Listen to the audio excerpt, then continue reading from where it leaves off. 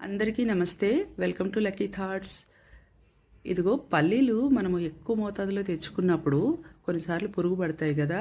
ఆ తలకాయ నొప్పి లేకుండా ఉండాలి అంటే ఇదిగో ఇలా మంచిగా ఒక వెడల్పాటి కడాయి పెట్టేసుకొని, పెద్ద కడాయి, దాంట్లో 1-2 కిలోలు మీరు తెచ్చుకున్న పల్లీలు వేయించేసి చల్లారబెట్టి పూర్తిగా ఆరిన తర్వాత గ్లాస్ కంటైనర్లో స్టోర్ చేసుకోండి. బిందాస్గా 5-6 నెలల వరకు మీరు వాడుకోవడానికి ఈజీగా ఇన్స్టెంట్గా రెడీగా ఉంటాయి.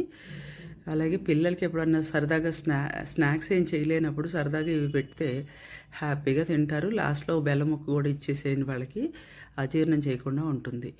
అలాగే మనం వాడుకోవడానికి చట్నీలు అలాంటివి చేసుకున్నప్పుడు కూడా చాలా ఈజీ అనిపిస్తుంది.